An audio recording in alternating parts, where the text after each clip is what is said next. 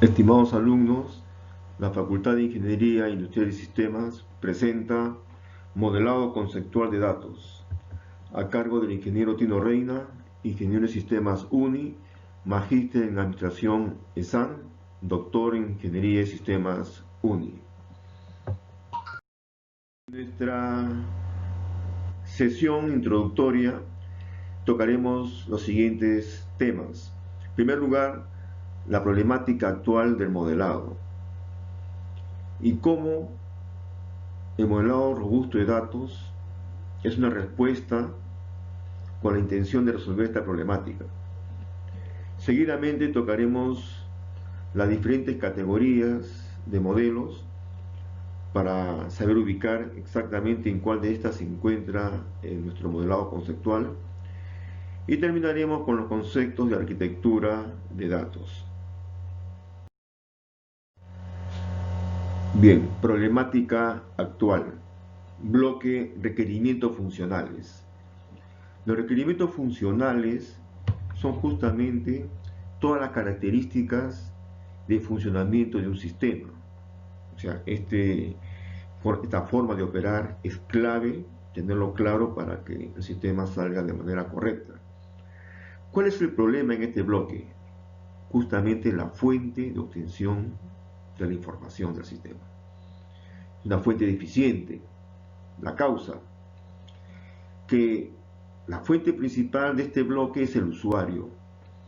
El usuario es un personaje que conoce obviamente su negocio, pero de manera parcial, de manera limitada, focalizada, cortoplacista, ¿no? Con un enfoque completamente parcial y nada integradora. Bueno, obviamente con estas características los requerimientos funcionales van a ser bastante precarios. En el bloque de análisis de datos encontramos dos problemas.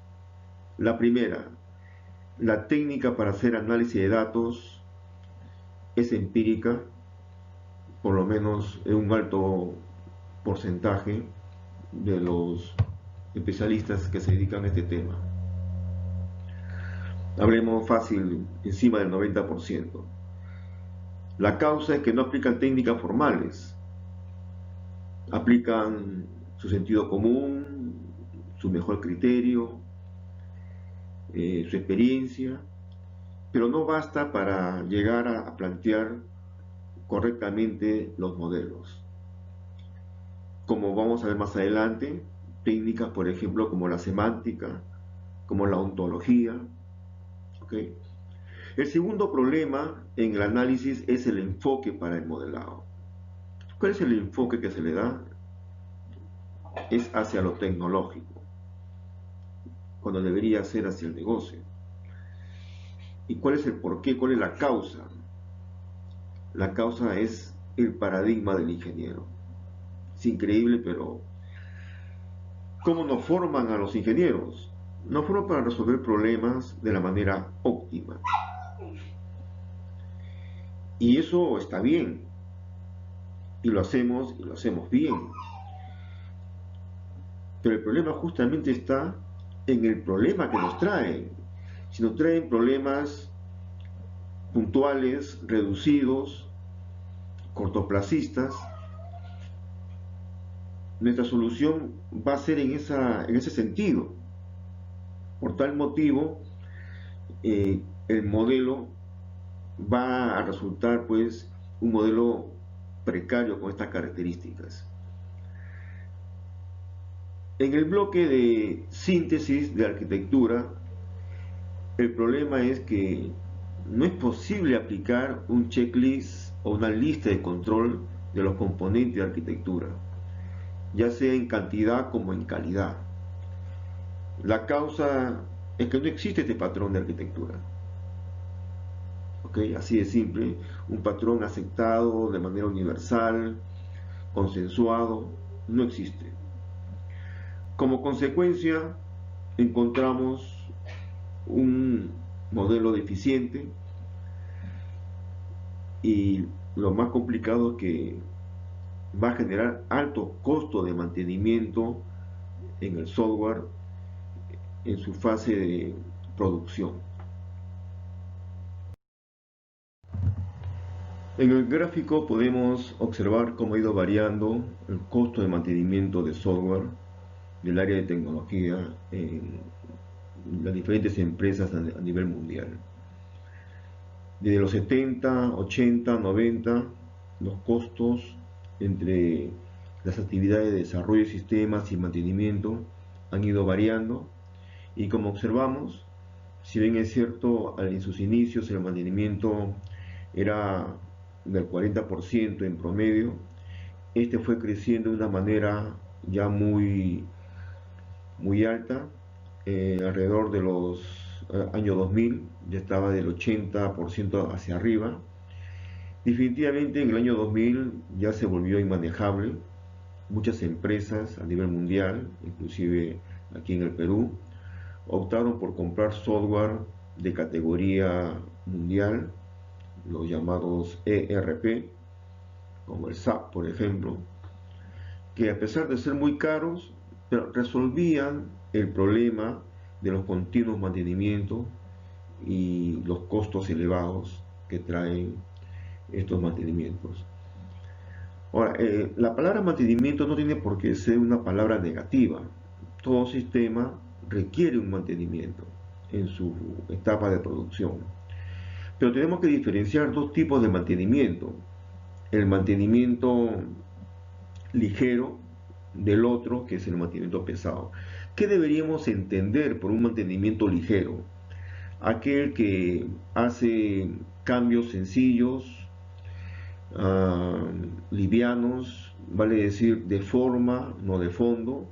Por ejemplo, pues sacar reportes nuevos, que básicamente consiste en presentar datos de otra manera.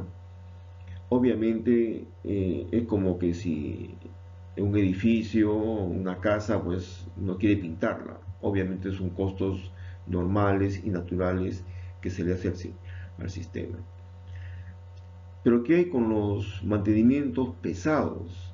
En donde para que el sistema siga siendo vigente hay que hacerle cambios a su núcleo de la base de datos. Y cuando hablamos de un sistema grande, donde se va a tocar algún componente del núcleo de la base de datos, el impacto en todo el sistema es grande. No necesariamente porque sea complejo el cambio, sino por la cantidad de módulos que se ven afectados, los cuales, por más mínimo que sea lo que se vaya a tocar, deben pasar por pruebas exhaustivas que aseguren calidad.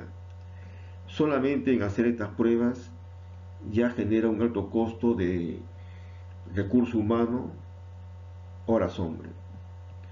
Por tal motivo, los software deberían solamente presentar un mantenimiento ligero.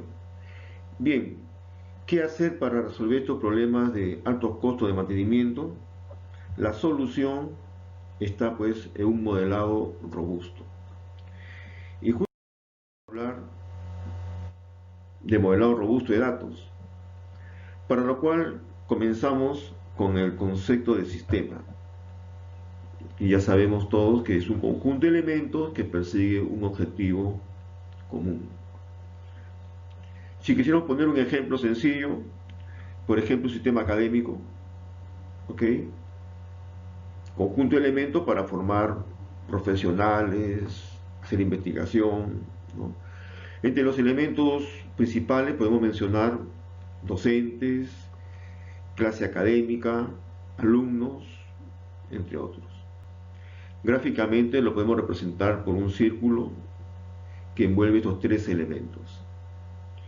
¿Y qué deberíamos entender por modelo?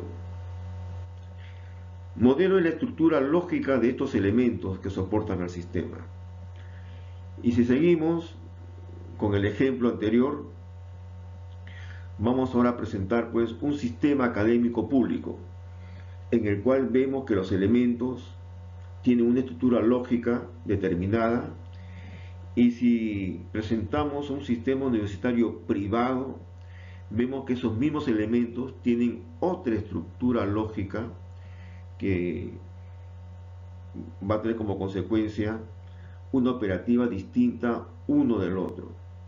A pesar que ambos tienen los mismos elementos y ambos tienen los mismos objetivos, su operativa tiene notables diferencias.